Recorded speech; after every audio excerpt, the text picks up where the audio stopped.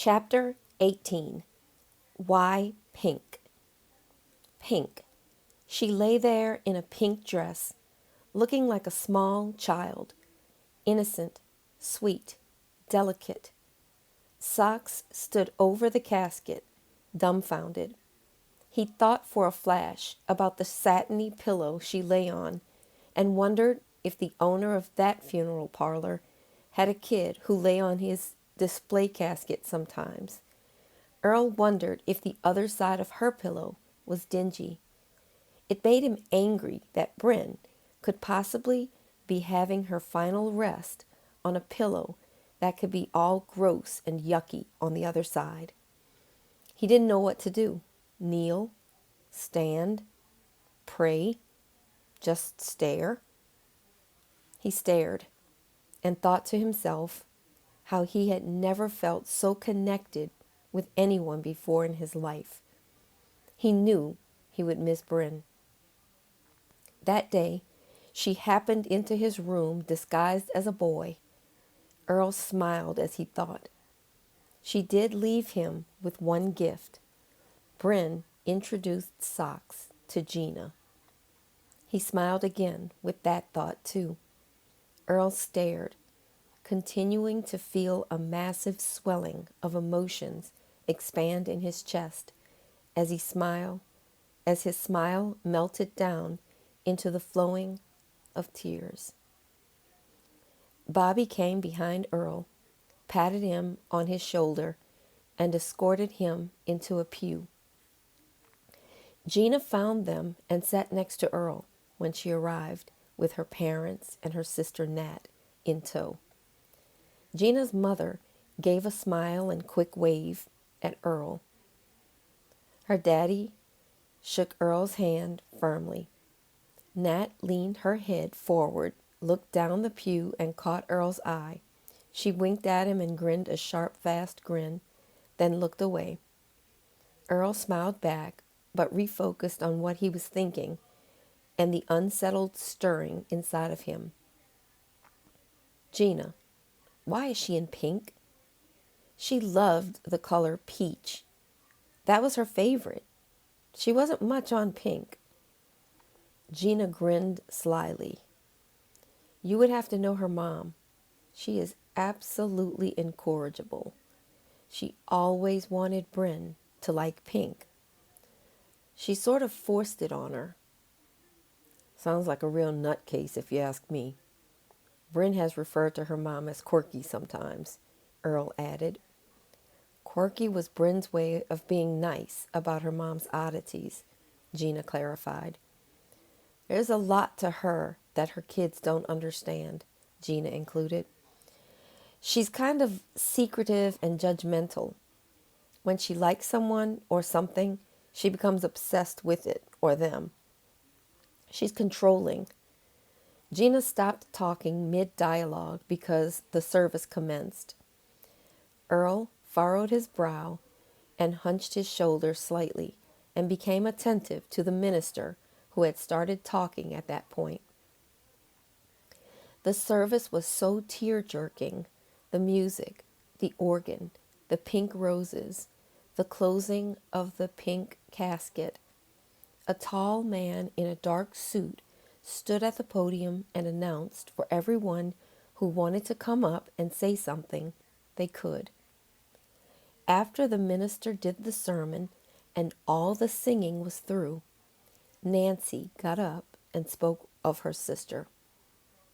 She talked about their bond and the secrets they shared from childhood. She expressed how sad it would be that Bryn would not be her maid of honor at her future wedding. Nan started sobbing when she realized that she would not have her only sister around to be an aunt to her kids. As Nan started for the pews, Shari rose up to speak. Shari cried of the times she and Bryn misbehaved in class as little kids, and when they played jump rope and with dolls and did card tricks. She went on, super emotionally. No one knew why she was so emotional, assuming it was her love and sadness coming out. Gina and Earl caught eyes, knowing the real reason for her hypersensitivity. Gina slowly walked up, said a quick, "I love you, Bryn," and sat back down. Two others spoke. Then Earl walked up. "Hi, everybody. My name is Erland LeBlanc. Socks. That's what she used to call me. What Bryn used to call me." Earl peered out into the crowd, making the determination of who Bryn's family members were. He knew Brian and had met Nancy. Next to them was a tall, brown-haired man in a well-tailored suit, a very clean-cut guy. To his right was a lady who sort of resembled Bryn, but she looked like someone else more. He couldn't figure out who she looked like exactly. Bryn was my good friend. I knew her from college. She was a really special girl. Beautiful, inside and out. People say that all the time, but it's true about her. There's never a dull moment with Bryn. She was unorganized, whimsical, hilarious, and fun, but knew when to be serious, too. I know no one else will mention this, but Toonie was her favorite person, even though she was a horse. Bryn was so proud of that horse. She would not have wanted any of you to be angry with Toonie over how this happened. Bryn was honest and a rule follower who also liked to be adventurous. Earl was just starting to get rolling with his tribute to Bryn. Just as he said the word adventurous, he caught a glimpse of his dad's face in the congregation and knew instantly. That's who she looks like. Bryn's mom looks like my dad. Earl thought to himself. He didn't realize it as he said aloud, "Oh my gosh, we're cousins." He collected himself without saying a word. He walked back to his seat and hung his head low. The crowd reacted with a small collective chuckle and stared at each other, not quite understanding what had just happened. Later, back at Lillian's house, everyone had just gotten out of their cars for the repast. Bobby told Earl to follow him to go speak with Lillian. Earl was so curious, he obliged his father. "Lou, let's go talk, you and me and Earl," Bobby demanded. Gina followed closely behind the trio. Lillian, or Lou, began to tear up. Earl, confused like never before. "Somebody please tell me what's going on. And hurry, I am baffled. Are y'all brother and sister? Why don't I know you?" "Lou," Bobby pushed. "Erland, I'm your birth mother," Lillian announced. Gina's eyes bugged out of her head. "Excuse me?" Earl shouted angrily. "What in the world are you talking about, lady? Bryn and I have birthdays 2 days apart. Does that mean we're twins? I assumed Brian and Bryn are twins. What is going on right now?" Earl rambled and paced as he kept asking questions and expressing himself, loudly and erratically. Gina tried to hug him, and Earl snapped. "Did you know this too, Gina? Did Bryn know? Ooh, I remember when I met Nan. She said I looked familiar and my name was familiar. So we have been around each other. I am so lost and confused." Gina tried again to hug her boyfriend to console him. He received it this time. His heart beat hard and fast against her shoulder as she held his sideways body tightly. "She decided to give you up, and your mother, Wah, and I couldn't have any more kids. We wanted you," Bobby added. "But you didn't tell me this. I'm your nephew, right? Earl quizzed his dad. No, you aren't my nephew. Lillian, is my first cousin. So technically, you are my cousin, not my nephew, but legally, you are my son. So you were the cousin Bobby who did back to back, head to toe at sleepovers. This sounds like a frickin' soap opera. How is this my life? If you're finished with your tantrum, I'd like to go inside to speak with you in a separate room from where all the guests will be, Lillian said dryly. Can I please hug you, son? I am not your son. You decided that I'm not your son when you gave me up to your cousin and swore my parents not to tell me about it. Is that what happened? Well, yes, kind of, Lillian hesitated. Why did you give me up? How did you have Brian the same year? Erland, Nancy came first, then you and Bryn came. Twins, 2 days apart.